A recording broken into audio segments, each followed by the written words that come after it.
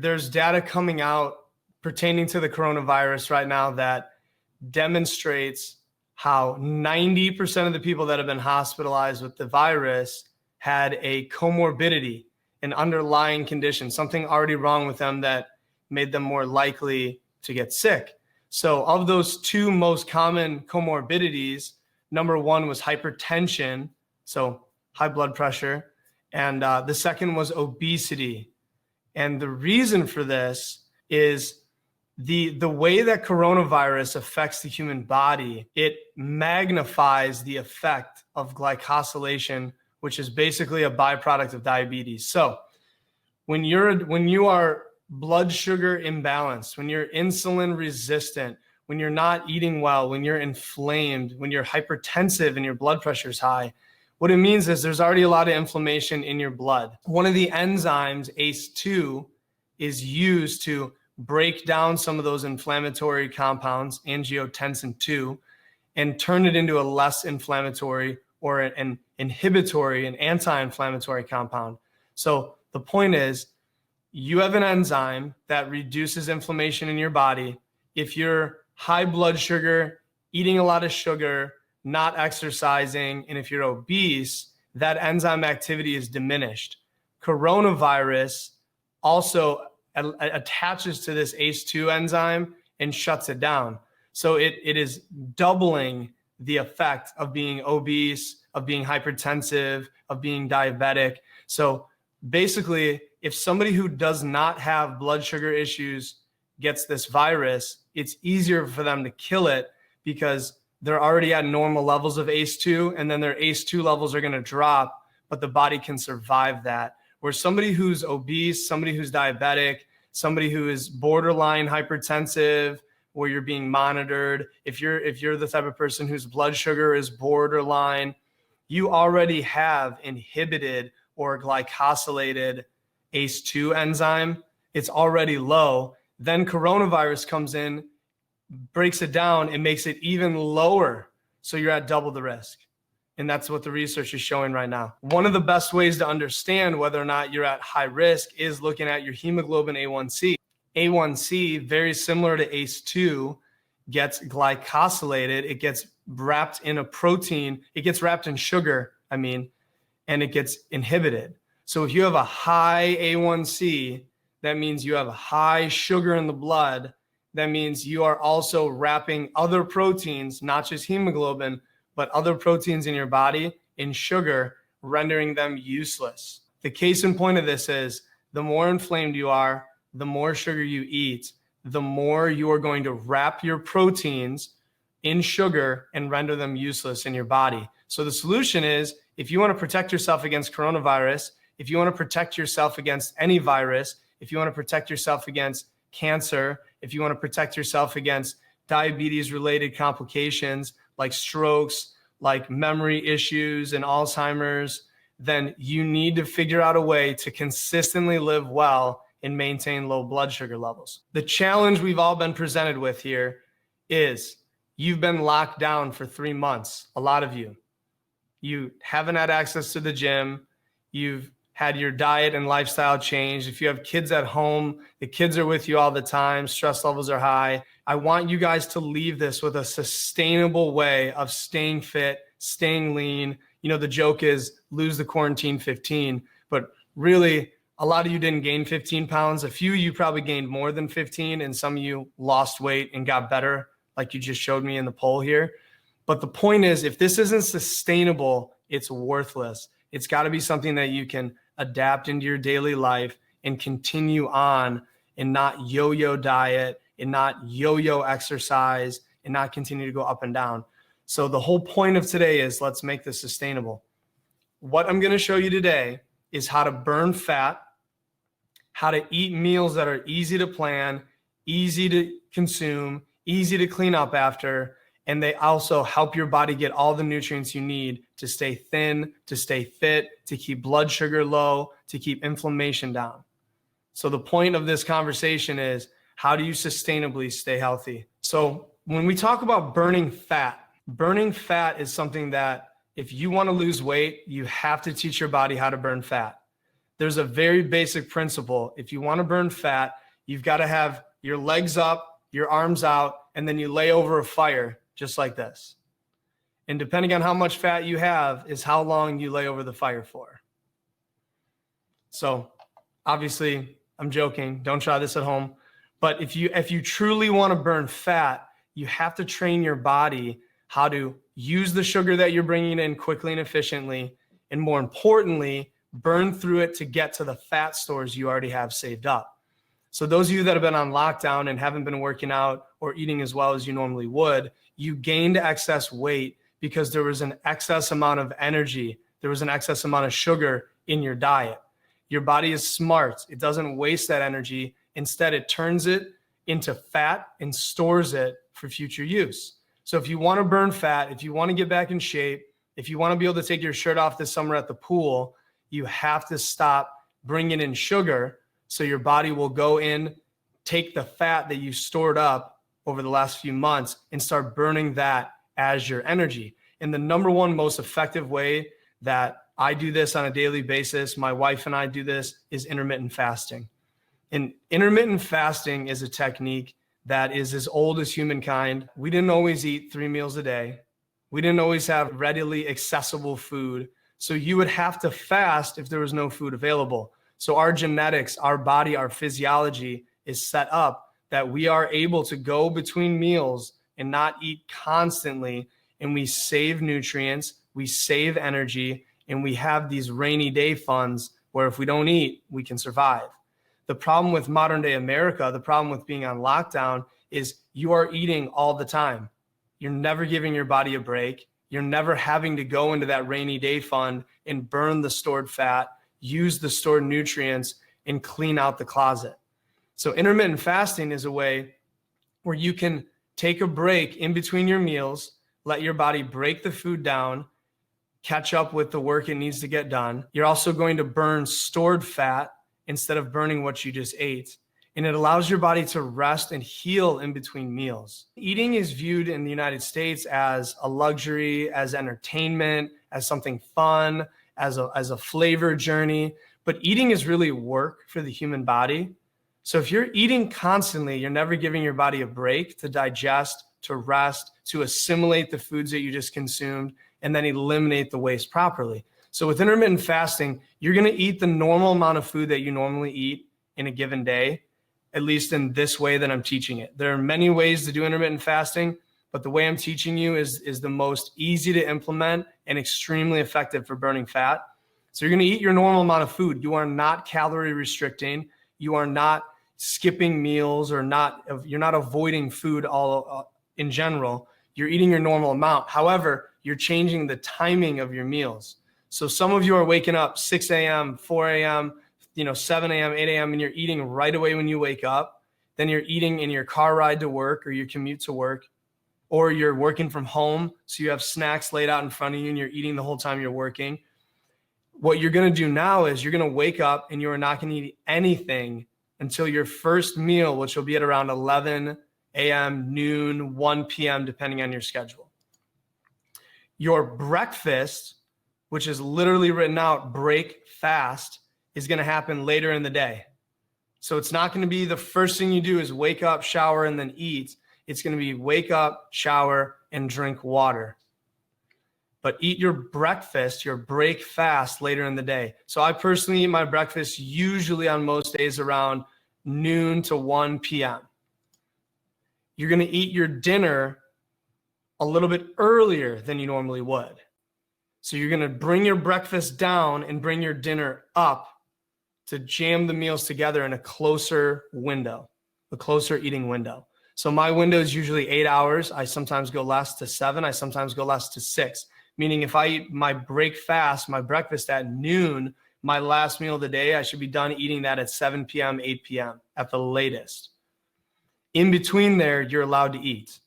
So wake up in the morning, eat nothing, eat your first meal, which is breaking your fast.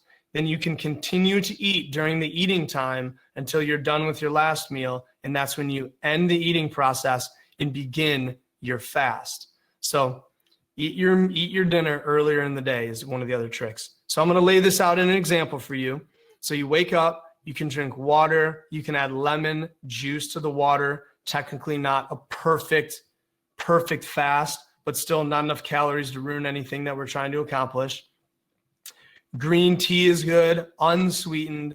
If you're going to do coffee, I recommend you're not addicted to coffee, but if you're going to drink a cup of coffee, drink a cup of black coffee. You're not doing a bulletproof, adding fat to it. You're not adding creamer. You're not adding sugar, because this now counts as calorie intake, which means you're eating. So if you do a coffee with cream and sugar, that is your first meal of the day. You started eating. You broke your fast. So don't do it. Black coffee. Your break fast will be at around noon. The best way to break the fast is with a smoothie. So what I do is either we make the smoothie in the morning and I bring it with me to the office, or I will make a quote powdered smoothie where I take the grass-fed whey protein, or right now I'm doing the plant protein. I mix that with the max greens. I mix that with the max collagen, and I mix that with an organic unsweetened coconut or almond milk. So this is a meal, a full meal, nutrition-wise, calorie-wise, enzyme-wise, protein-wise. You're getting everything you need, but it's so easy and so fast to consume. And yes, it does fill you up. So you do the grass-fed whey protein, max collagen, and the max greens. Shake that up in the bottle with your almond milk or coconut milk, and that's an easy way to do a meal on the go. You can do this for the whole family. You could put it in the big Vitamix in the blender and lightly blend it for the whole family. You can also make a smoothie recipe. My favorite one I shared with you guys, I actually have linked on there's a document that you're going to get from this workshop. And so I have the recipe on there, but it's greens mixed with berries and either a water, coconut milk, or almond milk, blended smooth, add in the whey protein, add in the greens, and then blend that until it's mixed in lightly. And then you can always change the flavor of that with cayenne pepper. You can change the flavor with ginger. You can change the flavor with cinnamon. So I have that recipe saved for you. Great way to break the fast. Fruit, if you're going to do fruit, first meal of the day, I'll expand on that. Salads are a great way to break your fast. I usually do a salad to break my fast about 4 or 5 days a week. That's my first meal of the day. Soups are phenomenal, especially in the wintertime, especially if you're at home. They're a little easier to do. Leftovers from the night before, you can use those to break your fast the next morning. Then what I typically will do is a few hours later, eat some snacks. Pistachios, macadamia nuts, dark chocolate are phenomenal snacks. Veggies with hummus or guacamole dip, phenomenal snacks. Olives are great snacks. So you'll notice here, this is following the rules, which again, I outline in the handout, but you're not eating sugar. You're eating vegetables, fruits, again, berries, green apples, and I'll expand on those. You're eating low sugar fruits. You're eating high fat like olives and avocados, macadamia nuts, pistachios, and you're eating clean meats, which is going to be usually at dinner time. So 7 p.m. for this example, I'm saying around dinner time. Cooked vegetables with a healthy fat. So we usually do our veggies with either avocado oil or coconut oil, depending on the recipe. Avocado oil has less of a distinct flavor, so it's a little bit better for a lot of the vegetable recipes. We just made broccoli and mushrooms for dinner the other night using avocado oil. Then we take it out of the oven and dress it with either like a vegan or normal mayonnaise, which has eggs, again, low sugar, high fat. And then clean meat. If you eat meat and you like eating meat, make sure you're getting it from a good source, grass-fed, organic, pasture-raised. Order it from either a company that knows the farmers, or local farmers will have usually like CSA options you can order from, soups, stews, these type of meals where you're mixing veggies and meats and they're low sugar. So those are your dinners. Then dinner is done. You're done by 8 p.m. You wait about 2 hours to 3 hours, go to bed. So the second you're done eating your dinner, your fast technically begins. And that fast is lasting all the way the next day until noon when you eat again. And during that time, your body has taken the food you ate, it brought it in, broke it down, turned it into living human tissue and put it to use. Any of the leftovers you're going to waste you're going to eliminate out in your waist. And in between those times, so the next day in the morning, if your body needs energy or needs nutrients, it's going to pull from the body fat you've already stored. It's going to pull from your energy bank. So that's how it works. During this time, there's also a phenomenon called autophagy, which in Latin translates to eat oneself. And what's happening is your body is going through, the immune system is working, sloughing off and killing damaged cells. It's killing cancer cells and rebuilding your body. So it's an actual cleaning process. So bedtime, you want to leave 10 p.m. in this example, about a 3-hour window from eating until sleeping. So you're not sleeping on a full stomach. So I want to hit on a very important concept when we talk about the meals that you're eating during intermittent fasting. Food combining requires certain rules to optimize digestion.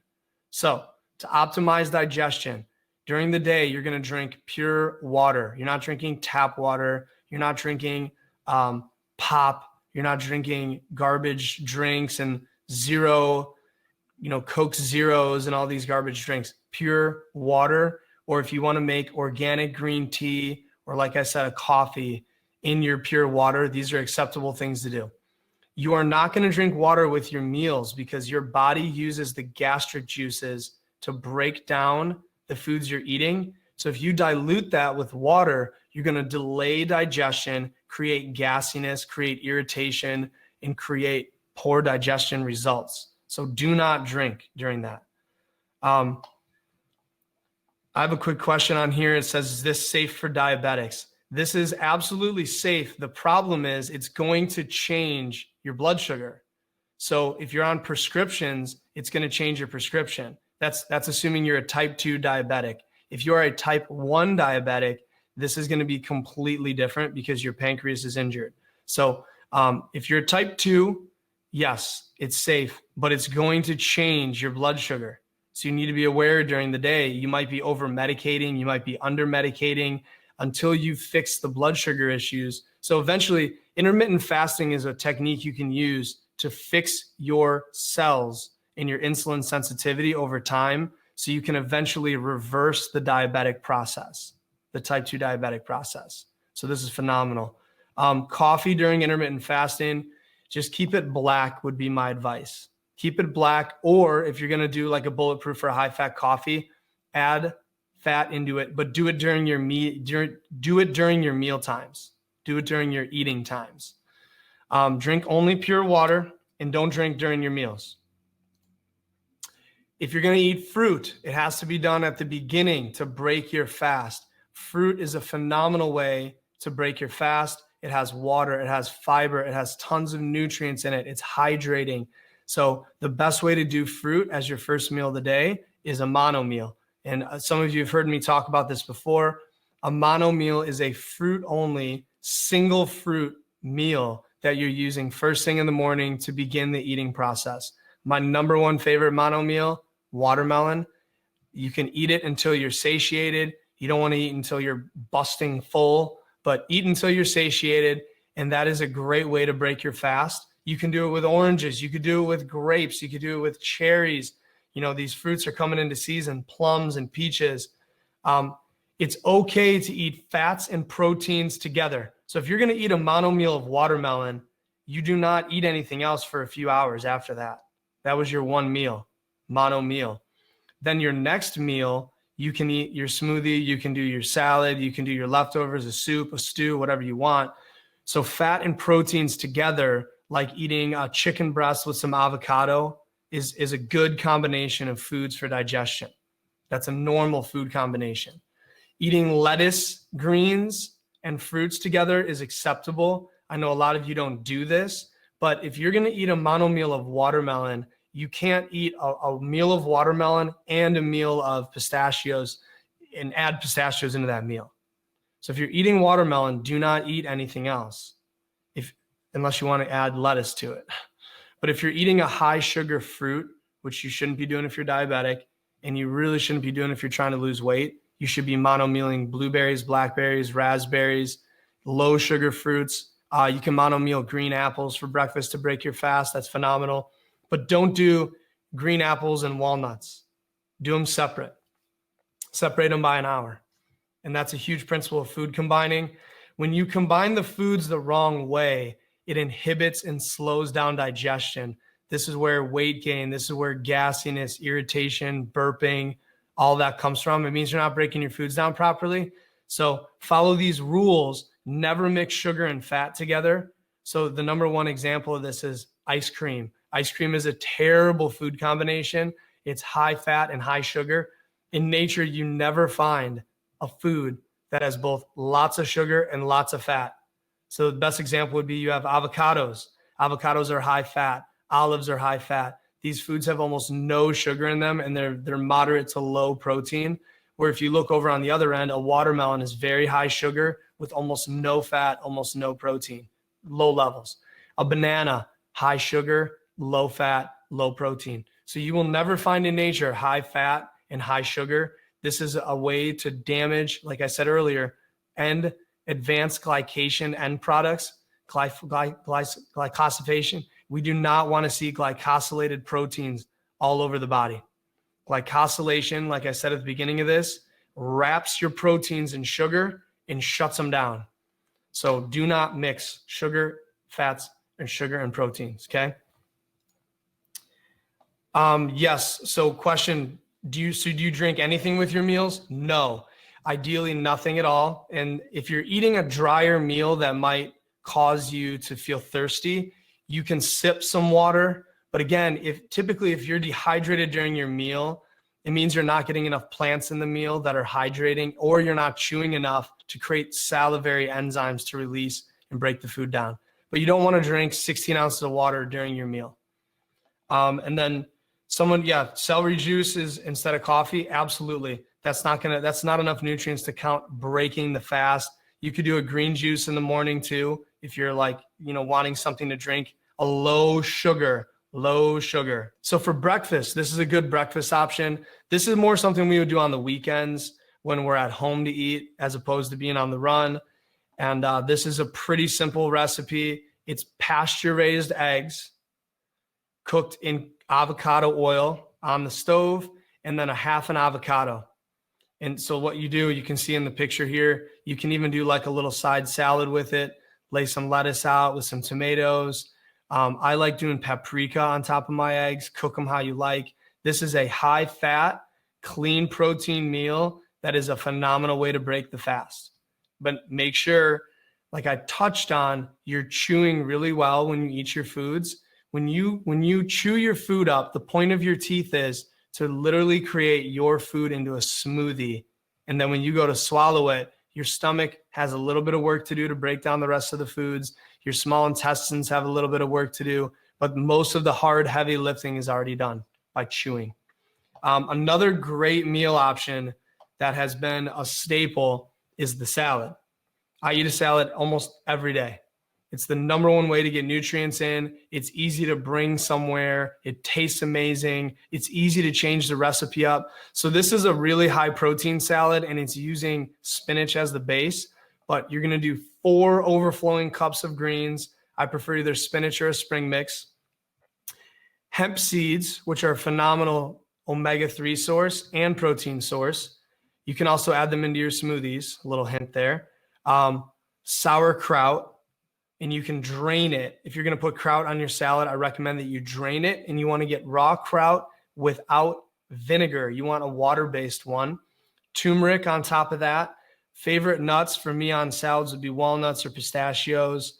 And then you're going to do, again, a half sliced avocado, or sometimes for my wife and I, a full avocado each to get the healthy fat in there. You can add olive oil on top, or a balsamic type vinegar, apple cider vinegar. And then I put some options on there as well. So salads should be something you're doing every day. And you're going to find the favorite 3 different recipes that you like and rotate through them. But get a little bit creative. I gave you some option on there. Red onion, especially if you're staying at home for work.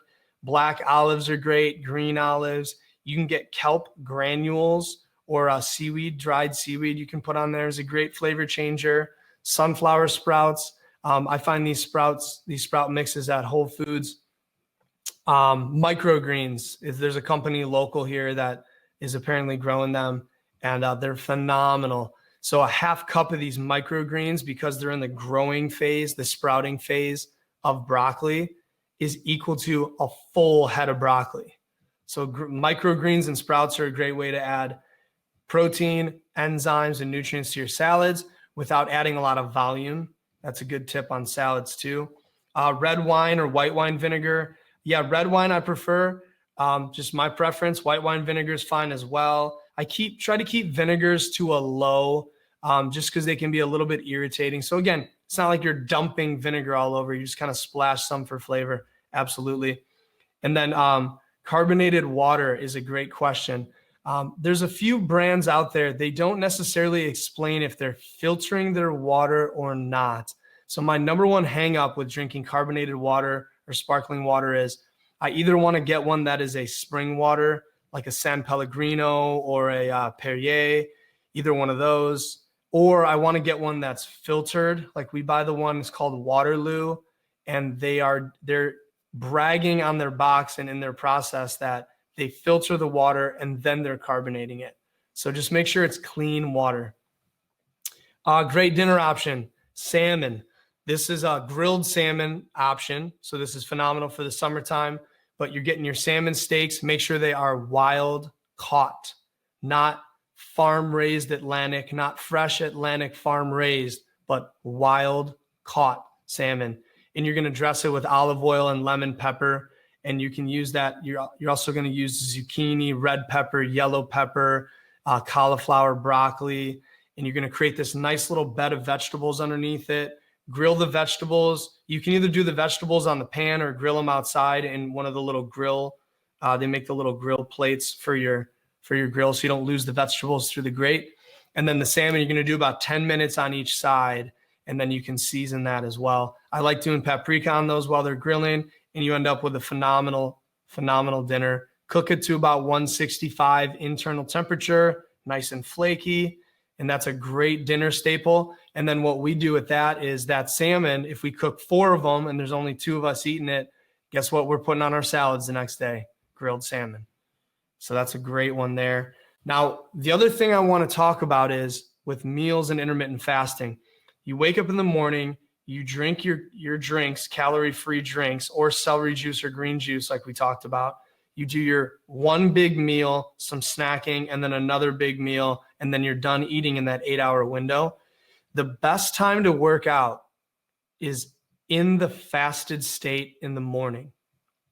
Now, this is going to depend on your capability and your fitness level, whether or not you can handle that. But as we go through working out here, I'm going to touch on some nuances with it because how you structure this will change how you burn fat. So the workouts, you should always do them when you have energy.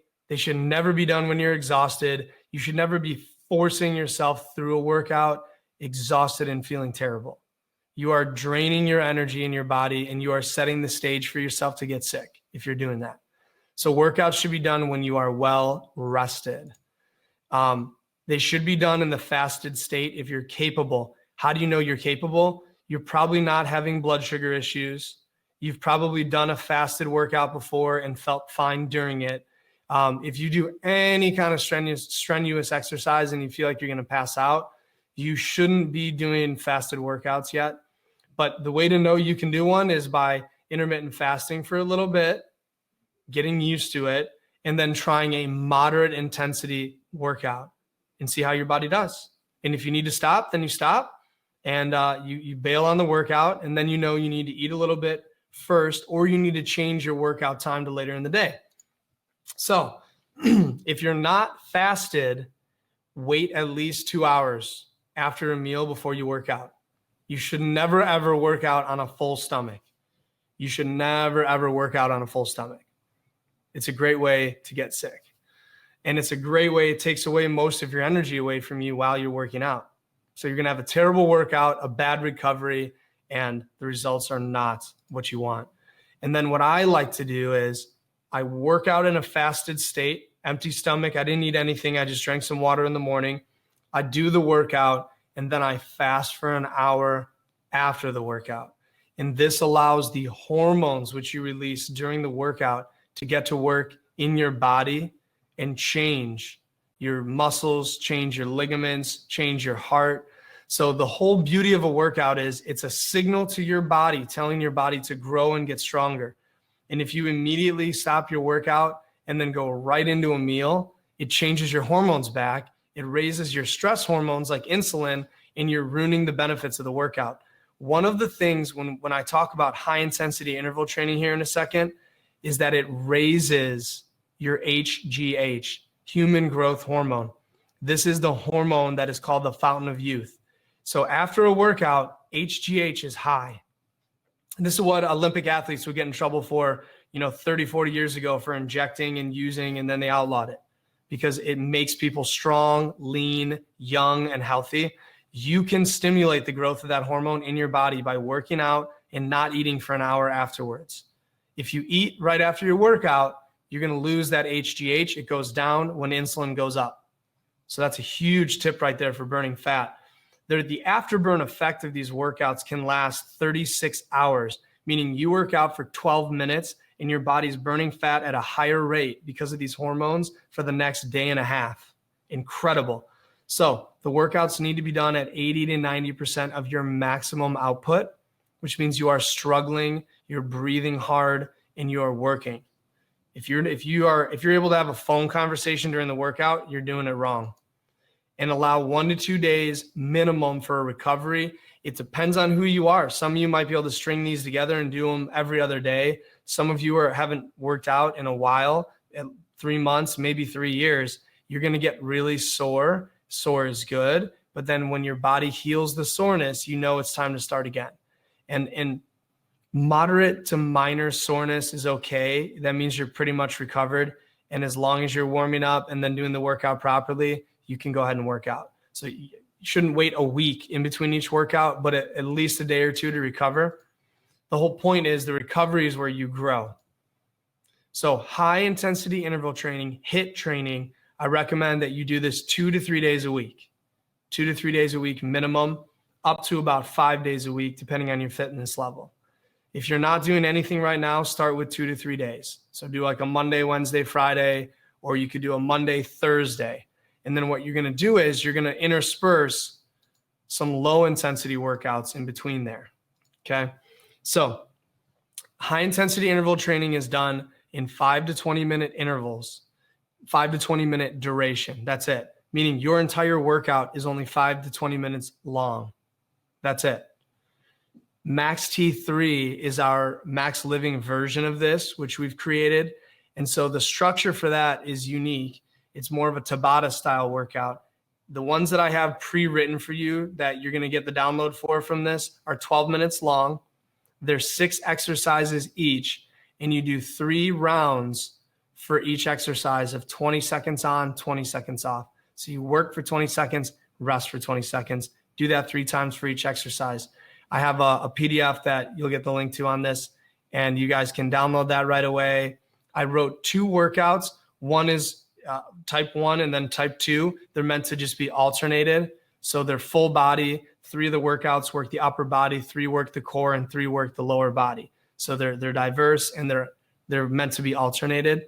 I also scaled them from a basic movement to an intermediate to an advanced movement, depending on your capabilities. So you're going to have to go through those images and find out what you're capable of, but they can all be done at home. No equipment necessary, no gym, no trainer, no nothing. I already did the work for you. So what you're going to do to burn fat, get in amazing shape, or if you're already in great shape, like some of you are, to stay in great shape, you alternate between high intensity and low intensity exercise. So what that means is you might Monday morning do your max T3, fast for an hour, break your meal, break your fast with a meal, snack, dinner, bed, wake up the next day, and during that fasted state or maybe a lunch break or right after you eat your dinner, you're going to do low intensity exercise like a walk, like going on a bike ride. You may want to do some weightlifting at a lower intensity, meaning slow and steady movements instead of fast and intense movements. So 5 days a week, you should be doing low intensity exercise 5 days a week. One day can be you walked for an hour. Check off the box. You did your low intensity workout. The next day, maybe you lift some heavy things in your house. You have some gallons, or the gym's open back up, and you can go in and do some smooth weightlifting with control and balance to build some strength in your body and put gravity on your bones for strong bones, anti-osteoporosis. Go for a bike ride, go for another walk.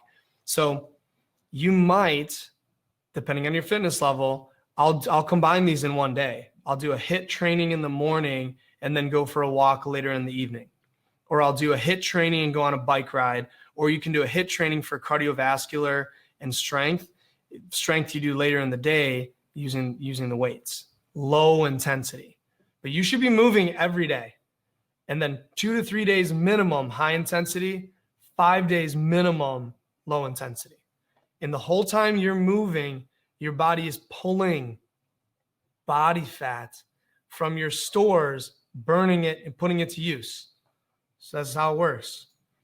Here's an example. So these are the examples of the workouts I'm giving you. Workout 1, basic, intermediate, advanced.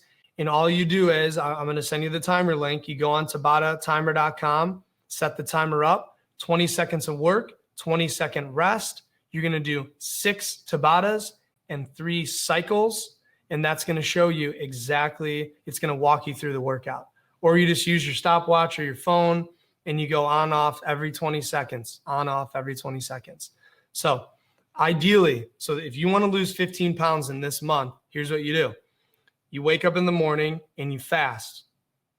Water, coffee, black coffee, green tea, water with a little bit of lemon juice. You could do a very low sugar like celery, or like a green juice that you make at home, where you're maybe putting cucumber in there is the only thing that's a little bit sweet. Again, sugar is the problem. So you fast in the morning. Whenever your timing is convenient, you do a high intensity interval training, 12-minute workout. You wait an hour after your workout, and then you break your fast with your first meal of the day. I recommend either doing a smoothie, a powdered smoothie using the whey protein, using the max greens and the collagen. You do your snacking, you do your dinner using the recipes I gave you, and then you go to bed and repeat that process. And if you can do that 5 days a week, so Saturday, Sunday would be your off days where you could eat 3 meals a day. You don't have to intermittent fast. You don't have to follow the constricted eating time schedule. You will lose 15 pounds this month. If you're already at an ideal body weight, what I would recommend you do is make sure you're getting 3 meals in or 2 bigger meals in during that fasting time. You should still intermittent fast, but eat more food between that break fast, the first meal of the day, the lunch, some snacking, and then a dinner. You want to just bring in more calories. And you'll notice, after you do this for 30 days, you'll be able to fine tune a little bit based on how your body's responding.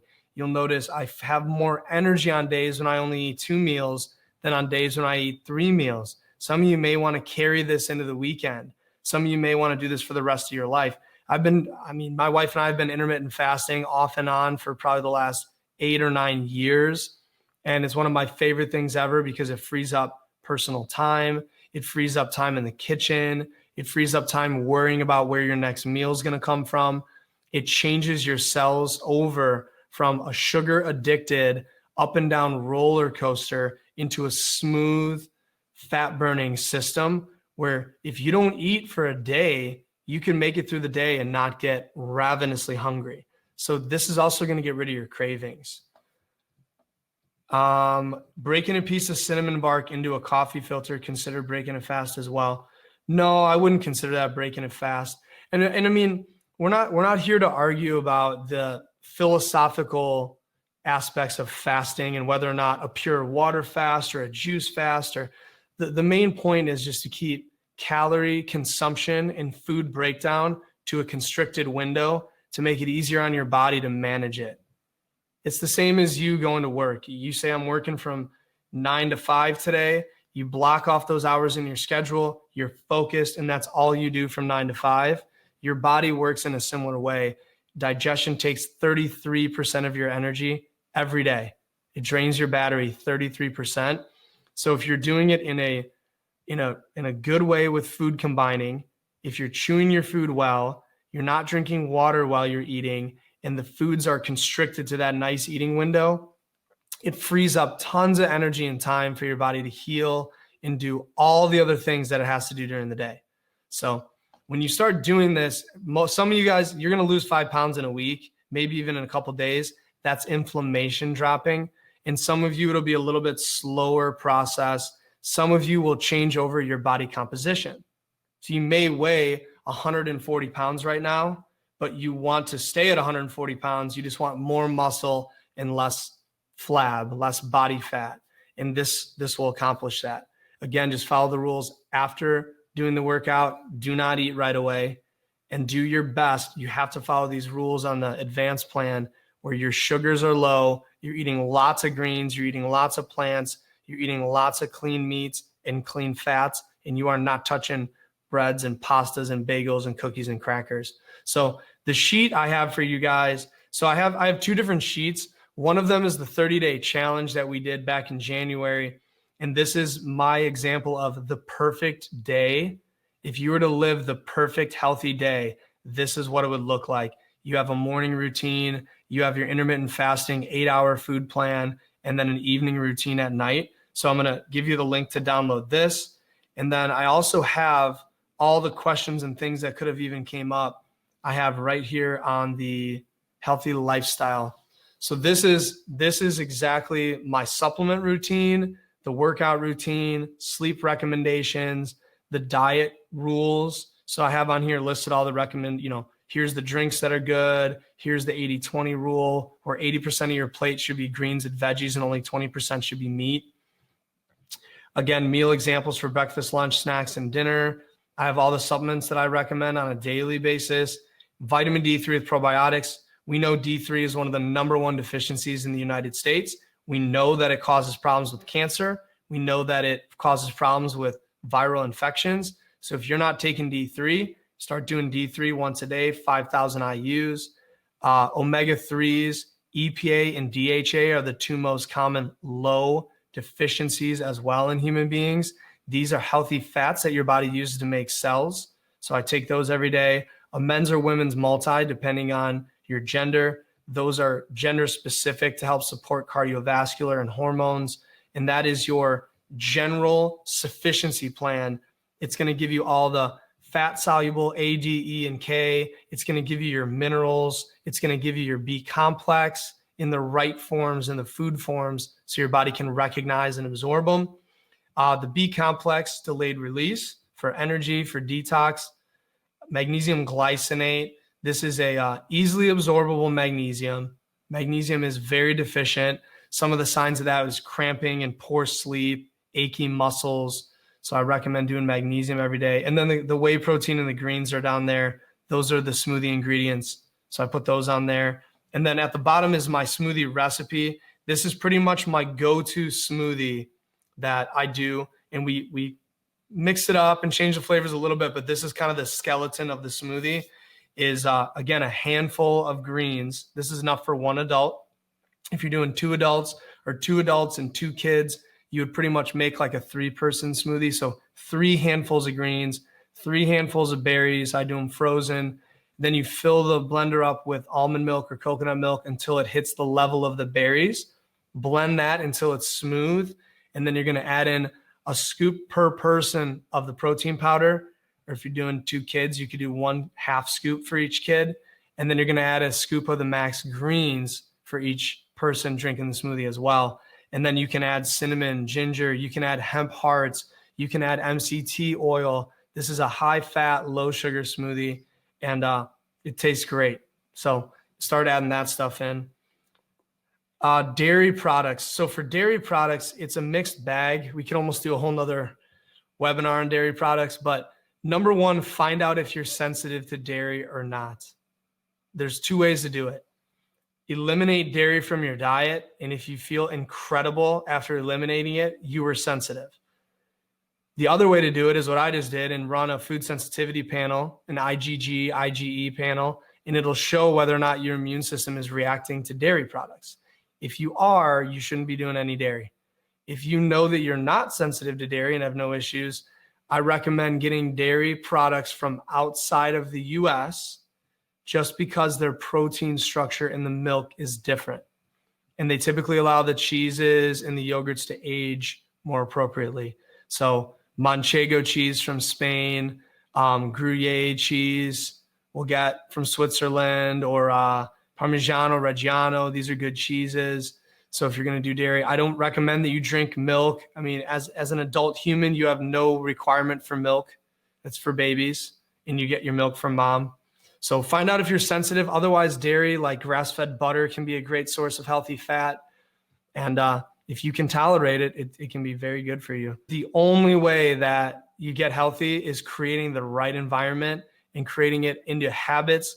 Like the thing with this is just, it's easy. You get into the habit of it after a few weeks, and it becomes really easy.